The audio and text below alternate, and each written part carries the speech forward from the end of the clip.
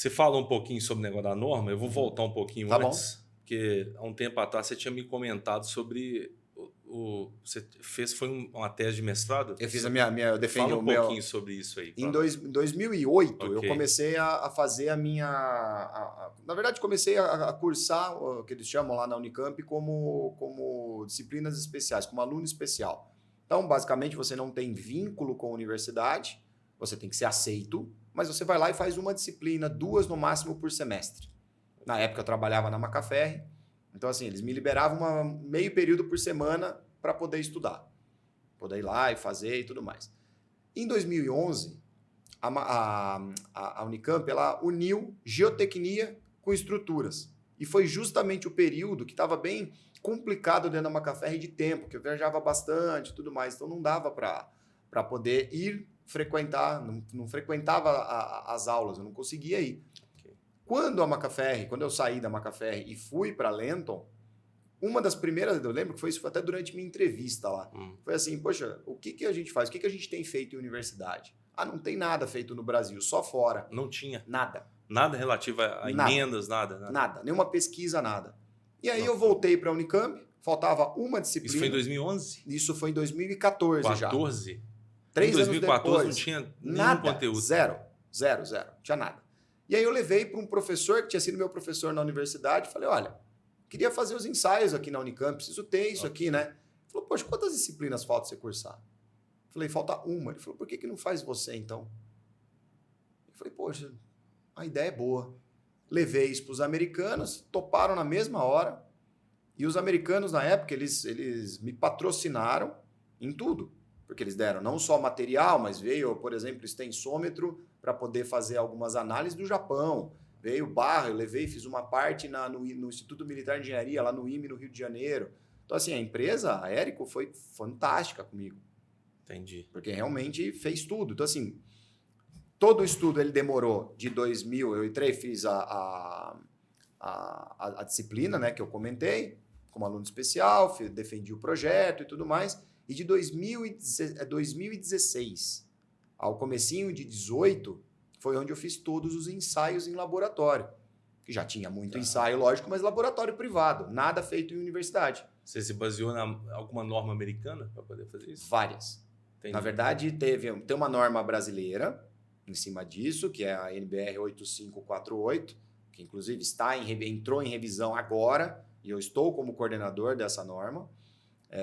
Me baseei nela. E justamente, se você pegar a minha pesquisa, muito do que está na minha pesquisa está sendo implantado na revisão da norma. Bacana. Porque eu já fiz com esse intuito mesmo, de revisar, de colocar novos conceitos, novas metodologias de ensaio. E aí teve norma americana, mas principalmente uma norma internacional, que é a ISO 15575, se não me falha a memória. Que é uma norma que fala da parte de ensaio. Então, muita coisa do que nós estamos implantando hoje está na norma, como dimensionamento de corpo de prova, uma série de coisas. Legal. E a ASTM, na verdade, a norma americana que a gente se baseou, basicamente foi por conta dos tipos de aço. Nada em relação a ensaio. Minha principal referência foi a norma internacional. Entendi. Em cima disso. Então... E acabou dando uma base gigante para você poder validar alguns conceitos que não... E nos Estados Unidos, quando eu ia muito na época de Érico, lá dentro tem um laboratório. Então eu acompanhava, sim, acompanhava muitos ensaios e eu passava dia com o técnico de laboratório. Ele me explicava tudo. Como dimensionar, que tipo de equipamento a gente poderia usar, como que a gente poderia fazer o ensaio, que tipo de software que utilizaria para poder fazer o ensaio. Então, eu aprendi muito lá fazendo isso e eu acabei trazendo muitas ideias para cá para poder implantar. Só que o curioso, assim, até hoje, a minha pesquisa, que eu defendi em fevereiro de 18, está indo para 6 anos, é a única pesquisa nesse tipo feito no Brasil. Ninguém mais fez, a não ser o professor Marcelo, que tem muita coisa, mas é ligado literalmente e entre aspas, né? Para o mercado, voltado para o mercado do pré-fabricado. Entendi. Que aí ele faz muita coisa já ensaiado, com concreto e tudo mais. Lógico. Nesse caso, minha pesquisa foi a única até hoje feita no Brasil pelo menos que eu tenho conhecimento, até porque minhas referências são todas de fora, feita com barra isolada, ou seja, sem a presença do concreto. Somente ela, inside, resistência à tração, uma série de coisas para poder propor essa revisão da norma. Entendi.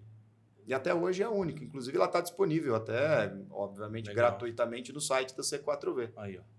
Para quem quiser. Ao final, a gente deixa no... Só baixar, porque... No vídeo, a gente coloca os comentários lá. A gente coloca no comentário do vídeo seus contatos lá e telefone, essas coisas. Tá lá, tá disponível. Que quem quiser ler. São 136 páginas de material. Legal.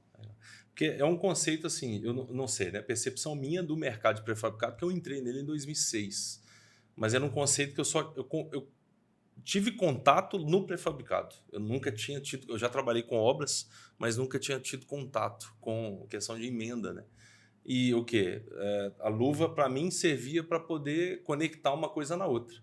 Mas eu nunca tinha pensado que poderia servir para substituir um trespasse. Pois é.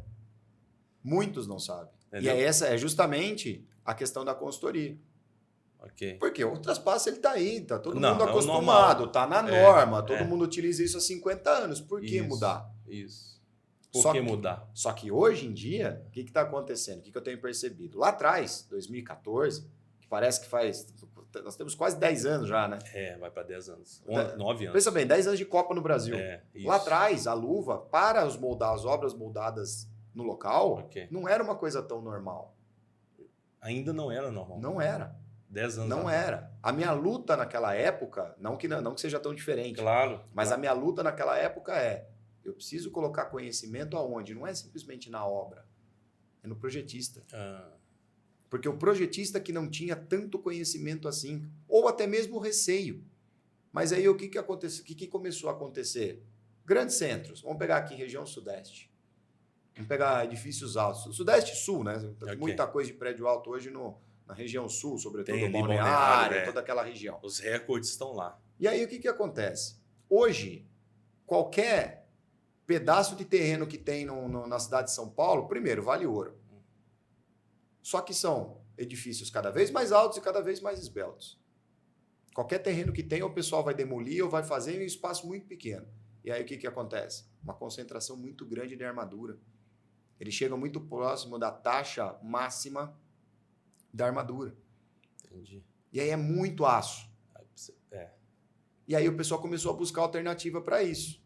Tanto que hoje, grandes fabricantes de aço já lançaram aço com 700 MPa, que já está aí no mercado, já é realidade.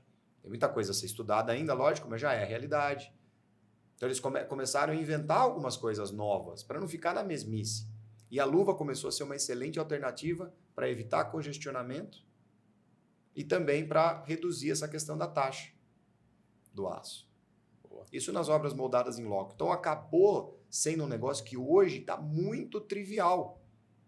O pessoal já me procura muito mais. Eu falo me procura porque realmente a questão da consultoria acontece muito por conta disso.